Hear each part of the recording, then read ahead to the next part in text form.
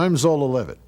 There's an intriguing story to be told about a people who lived about 2,000 years ago in a remote, desolate area just southeast of Jerusalem, at literally the lowest point on the earth. This Jewish desert community, commonly referred to as Essenes, spent much of their days faithfully transcribing the Bible, or the Old Testament as we know it, and writing scriptural commentaries. They were intensely Messianic and documented, it appears, the actual fulfillment of prophecy in the person of the Messiah. On this program, we will reveal for the first time on television some of the Essenes' incredible Messianic writings. We will take a close look at what it was that prompted this small group to write about the most important figure in world history, why they hid their messages in caves, and why, only now, 45 years after the scrolls were discovered, all these things are being revealed. The Dead Sea is located on the eastern boundary of Israel, about a 45-minute drive from Jerusalem, some 1,300 feet below sea level. The mountain stronghold of Masada is located on its southern shore, while the ruins of a small community called Qumran can be found on its northern shore. The Dead Sea is only 11 miles wide, containing 70% water and 30% solid salt. That's 10 times the salt content found in ocean water. Nothing lives in this sea. The ruins of Qumran, overlooking the Dead Sea, were once the home of these wilderness people. In 1953, this little village was found among the bleak, cavern-pitted cliffs of the adjoining mountains. This is the Judean wilderness, and it is here that a few years earlier, in 1947, a Bedouin boy threw a stone through the opening of a cave, and, hearing the sound of breaking pottery, entered the cave, witnessing for the first time in 2,000 years the hidden treasure of this Qumran community. He had discovered the Dead Sea Scrolls. 45 years later, archaeologists and language experts are still looking, still trying to piece together an amazing puzzle of international proportions. Dr. James Tabor of the University of North Carolina at Charlotte is one of a team of experts who has returned with modern-age radar equipment in hopes of finding some answers. This ground scan radar is used to find cavities in the rock which may not be seen with the naked eye, cavities that could contain more scrolls. We're right in the area where all the materials have been found. Not only have materials been found right here behind us, but also on down towards En-Gedi. In other wadis have been found materials. It's a very rich area. From 100 years before the time of Jesus to about 150 years after, Jewish religious refugees, let's call them, were coming out into this desert, living, hiding, working. And they've left stuff. They've left scrolls, they've left their remains. Let's say you go in a cave and it looks really promising. Roman pottery, fire marks on the wall, clearly inhabited from the period, and you have 3 to 4 meters of bat dung and debris. We are modern archaeologists. What do? We don't just take our team in with masks and start digging and sweating. We take the ground scan in, run it around the floor of the cave. It tells us how deep everything is. This is the new lazy man's way to do archaeology. Mr. Thomas Fenner, one of our geologists, has used the equipment in Egypt in front of the Great Pyramids, where he's discovered a channel that has led to the location of some antiquities. It's been used in Greenland to locate a number of jet bombers that were lost after the war there and have been etched into the ice. As we'll see shortly, the scrolls are just now revealing some insights about how this Qumran community perceived the Messiah. But just as intriguing is the incredible history of these manuscripts. In 1947, a Bedouin boy, Muhammad ad-Dahib, found the first scrolls, 3 in all, wrapped in clay jars, looked at here by the famous professor Yigael Yadin. They were passed on to a man known as Kando, who, working here as a Bethlehem cobbler, thought the scrolls made of animal skins might serve a useful purpose. Eventually, they were sold to St. Mark's Monastery in Jerusalem for $97.20. Professor Eliezer Sukenik, who was the first Israeli scholar to translate some of these scrolls, wrote in his diary, "I read little more in the skins. We may have here one of the greatest finds of this country, a discovery we never dreamed of. In time, there were other scrolls found, virtually every book of the Old Testament except Esther. Equally fascinating copies of many important non-biblical writings were also found, which gave us a first-hand view of the political and spiritual conditions of the day. Scholars meticulously analyzed and pieced together little jigsaw puzzles. Scroll materials were appearing from everywhere, smuggled about in shoeboxes, wallets, and assorted makeshift containers. Smuggling, in fact, became big business. In later years, as additional scrolls were found, creative marketing placed 4 of the scrolls for sale in the June 1st, 1954 Wall Street Journal. This would be an ideal gift, the ad said. Write to Box F206. Some 40,000 scroll fragments ultimately wound up here at the Rockefeller Museum in Jerusalem. Built in 1938 under the British mandate, the museum was later nationalized by the Jordanian government in 1966, and then in 1967, during the Six-Day War, was taken by an Israeli paratroop unit. The scrolls became spoils of war. Meanwhile, an international committee had been formed to oversee the assembly and translation of scroll fragments, headed by Father Roland Deveau. The group was headquartered here at the French Dominican Archaeological School, École Biblique, just a short distance from the Rockefeller Museum. Strangely, not one Jewish person had been chosen, although they were translating Hebrew texts in Jerusalem. Although its members have come and gone, this committee remains in control to this day, proceeding painstakingly slowly with the official publication of the scrolls.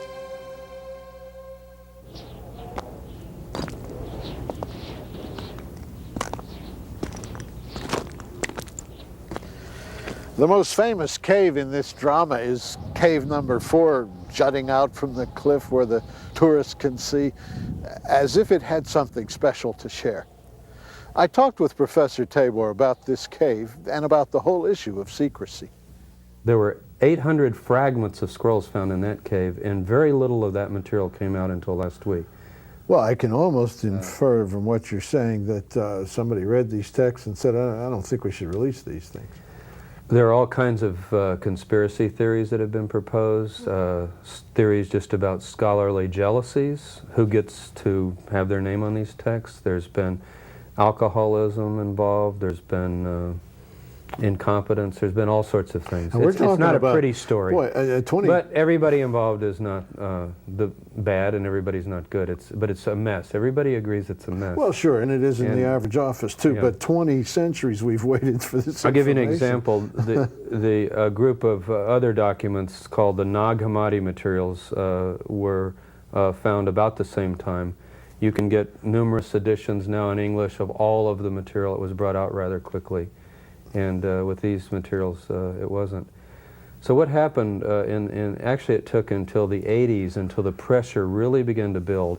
And Herschel Shanks, the editor of Biblical Archaeology Review, spearheaded a lot of this effort. But a great deal of public pressure. The public began to get interested in the late 80s, if you recall. Boy, it takes a while. As the word got out, people didn't know. 40% of the Dead Sea Scrolls aren't out. People began to say, well, I thought everything was out. What happened, finally, is that Professor Robert Eisenman at California State Long Beach obtained the photographs, not through any source that officially was given them. In fact, we're not even sure if, he hasn't told me for protection reasons, I'm not even sure he knows where they came from. But he and James Robinson, the editors of this volume that we looked at on the previous program. Not the evangelist James Robinson, but James Robinson. James Robinson, who's a very, very well-known scholar from Claremont School. Just simply, I guess you could call this the bootleg edition. They simply put this out. These 2 volumes bring us up to date. In other words, with these materials I have here that were already out, and these materials, all the material is out. The problem is this is still in Hebrew. It still is raw material. It's got to be carefully looked at. Some are more outspoken in their evaluation of those who had been appointed to translate the scrolls. Michael Bagent, best-selling author and journalist from England, has written a book entitled The Dead Sea Scroll Deception. And so we asked the question, what could they be hiding? and how did they maintain the secrecy? The second part of the book, we explore the scrolls and try and understand the true flavor of the scrolls, the true meaning of the scrolls, or the true origins of the scrolls. And for a Christian audience, it's very interesting because our conclusion is that basically whatever Christianity developed out of, the Messianic Judaism that Christianity developed out of, was the same community that produced the scrolls. So in a sense, you could say that the scrolls were early Christian documents. For over 40 years now, the group given credit for writing the scrolls was called Essenes. But Professor Robert Eisenman of the California State University at Long Beach, who has spearheaded much of the recent research, has a different theory. In 1952, a document called the Copper Scroll was found. And this was a scroll that really worried the people who were promoting a theory that we know as the Essene theory, because the Essene theory became the official theory of the group that was controlling the non-biblical texts. And the basis of the Essene theory was to press the documents as far away from Christian origins as possible and render this group that was intrinsic to the development of Christian thinking in Palestine as a pietistic, quietist, more or less politically uninvolved meditative group. But with the Copper Scroll, which were two scrolls punched into metal, revealed when they were finally opened, and there was a huge political struggle to get them opened, was that we had the temple treasure list here.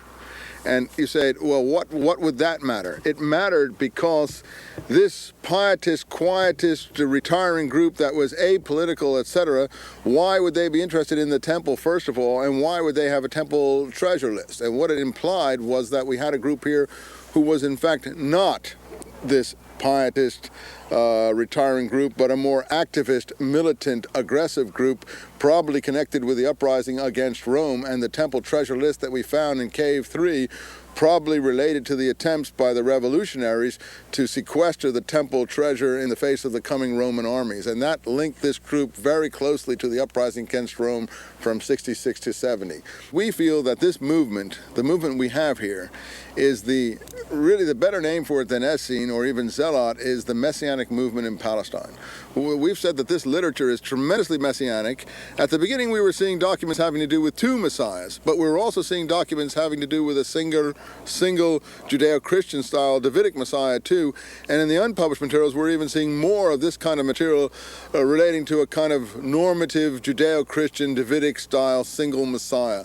And if you read your Josephus, the historian of this period who wrote the Jewish war carefully, you'll see that Josephus says in one passage of his book about the war against Rome that the thing that most moved the Jewish people to revolt against Rome was the prophecy that a world ruler would come out of Palestine.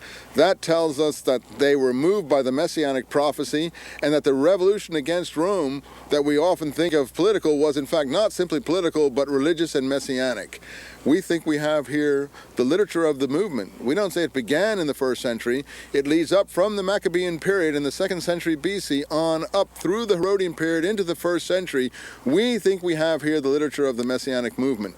And in my work, I have said that the last stages of this literature and the last stages of this movement, which is the project I came to Israel to research in '85, is parallel to the Jerusalem community, that community known in the New Testament as the Jerusalem Church, the Jerusalem community of James the Just, sometimes called in Christian tradition the brother of Jesus. Many of the scrolls were probably written here in the scriptorium, amidst this maze of storerooms and mills and stables and kitchens. Membership in this priestly order was very exclusive. It was for the only very devout who were willing to make sacrifices and get back to the Bible. Just as at Masada, a few miles south, the people here knew how to preserve their precious water supply. The winter rains came down the mountainsides and filled the large cisterns and then passed through elaborate channels to pools throughout various parts of the complex.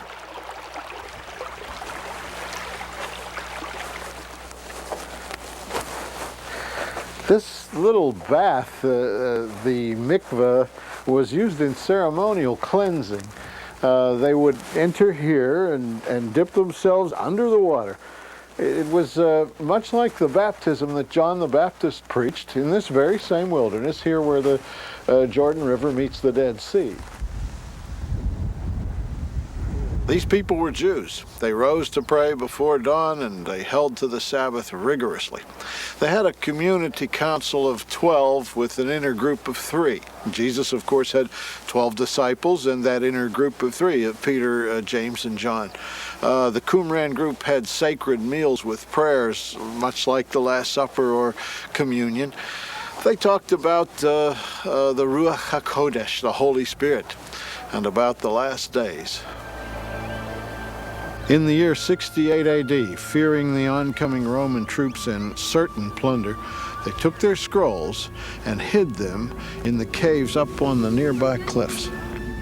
When we return, we'll take a look at some of those scrolls, at some of the amazing things they had to say about the Messiah.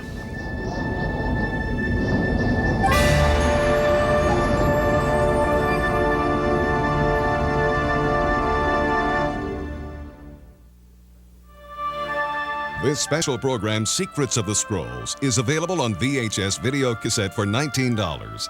It's also available in written form for $9 by calling 1-800-WONDERS. Please have your credit card number ready for this purchase. Orders may also be made by writing Zola, Box 12268, Dallas, Texas, 75225. A trip to the Bible lands with Zola is more than just the luxury hotels, fine meals, and tours of the biblical sites. It's also an up-close look at ancient and modern Israel.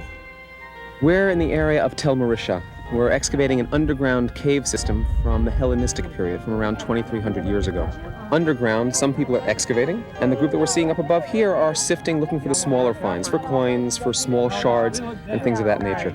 You can talk about the Second Temple period, but when you're actually uncovering it, there's a dynamism there that's almost indescribable in words. You can see it on people's faces. This is far beyond anything I had dreamed of coming into a cave like this and really finding what people were using 2,000 years ago and touching it with my own hands and being the first person to have touched that since it was lost here. It's wonderful. Discover Israel, Greece, and Egypt for yourself. Write or call today for a brochure of Zola's upcoming tours. Here at the University of Chicago, Professor Michael Wise has just recently obtained photos of scroll segments. Dr. Wise is an expert in biblical Hebrew and Aramaic and has found excerpts which address the Messiah in a very unique manner. Now this is the fragment that has gotten some attention. It starts off by quoting the book of Isaiah, the 11th chapter, the first verse. A shoot shall come forth from the root of Jesse. The root of Jesse, of course, Jesse, the father of David. So here was a reference to a son of David, which was, of course, often a Messianic way of referring to future figures. They had to be a son of David in order to qualify as the Messiah. And it goes on to say, The Bible even specifies that Messiah, when he comes, whoever he may be, must be out of the family of David. that's right. And the people knew that. Sure. Okay. Okay. So anyone they would describe as the Messiah had to qualify in that way. The fourth line here is the one that's really interesting. It says, Vehemitu nasi ha'edah, and they will put to death the prince of the congregation. Now we know from other Dead Sea Scrolls that the words nasi ha'edah, prince of the congregation, refer to a Messianic son of David figure. They are speaking of a Messianic figure here who's evidently being put to death. Now that's very, very important for us, and especially as the next line throws a little more light on it. Uvim cholalot yetzaveh kohen, and with piercings a priest shall give order. And we don't know what followed after. Again, it's broken. Piercings as in they shall look upon me whom they've pierced. That's right. They shall look upon him whom they have pierced. And it's the same Hebrew word. So it seems to be that this text is bringing together quotations from various portions of the book of Isaiah and applying them to a figure. Yeah, but this author trusted Isaiah to the degree that he's reiterating this prophecy, applying it to a Messianic figure of the time. And it's very interesting, too, that he appears to be referring to Isaiah 53 because we don't have evidence in general that very important chapter of the Hebrew Bible was understood messianically among the Jews at the time of Jesus, apart from this text. Of course, the early Christians from the very beginning understood that text to refer to Jesus. So they had a messianic understanding of that portion of Isaiah. But scholars have always said, well, did the Jews, other than those who became the early Christians, have this understanding? And our evidence has always said that the majority of the Jews, the only evidence we really had, suggested that the Jews thought the chapter didn't refer to an individual, but rather to the nation of Israel as the suffering servant. That's usually the answer if one is trying to prove that passage to be Christological to a Jew. He says, my rabbi said that's the nation of Israel, that's God's servant. But evidently what you're saying is the people that wrote these scrolls thought this applied to a man, not a nation. That's right. That's right. And it should be emphasized that this is one way of interpreting the scroll. Scholars are going to be writing about this scroll and many others for many years. There's very little that's absolutely straightforward as we study these materials. Am I completely crazy to say that this is one of the great finds of modern times, that people are going to talk about our century as the time the Dead Sea Scrolls came out? I don't believe that's an exaggeration at all. I'm so excited. I don't know how to tell you, and I was from the first day that I heard of, especially these Messianic texts. Well, we have another Messianic text if you'd like to look at that one. Yes, Vakasha. This is a text that starts off at the beginning here, speaking apparently, it says, Hashamayim v'ha'aretz yishma'u limshicho. The heavens and the earth will listen to, i.e. obey, his Messiah. Meshicho. Meshicho, HaMashiach, right? Yeah. That is the Messiah of God, Meshicho, his Messiah. And the text goes on to describe some of the marvelous things that this, and it's not clear whether it's God himself who's doing it or the Messiah who's doing it, and I don't believe it's really important because the two are so closely fused in the text, which goes on to quote portions again of Isaiah. We have here, down in this line, a reference to Yechaye et hametim, he shall raise the dead, literally make to live the dead. So this is peculiar only of Jesus if the Gospels believe. That's right. We don't have evidence of such belief about a Messiah at the time of the scrolls, apart from the Christian gospel, that there would be a Messiah who would raise the dead. So what does all of this mean? What effect will these new revelations from the Dead Sea Scrolls, written here at Qumran some 2,000 years ago, have on Christians and Jews today? I think there's a lot at stake. What's at stake is the Jews are going to have to learn, and will learn, I think, from more finds, that Messianic Judaism is a acceptable form of Jewish faith, because here it is here. Now, I'm using Messianic Judaism in the general term, Jews who believe in a Messiah, that many Jews have. You know, they think someone's the Messiah and so forth, and that is not leaving the Jewish faith to believe somebody's the Messiah. And so Jews will come to know a wider view of Judaism than just the rabbinic view, which is one stream of Judaism. But there are many streams of Judaism. And this stream of Judaism is quite an important one. And I think the Christians in the West will learn from this that the real roots of their faith are out here in this desert with these people who are very serious about the Word of God and the promises of God and the prophecies and so on. And we're not interested at all in Greco-Roman philosophy and secular culture. I think the Christians will see, as more connections are made, that this is actually the birthplace of Christianity.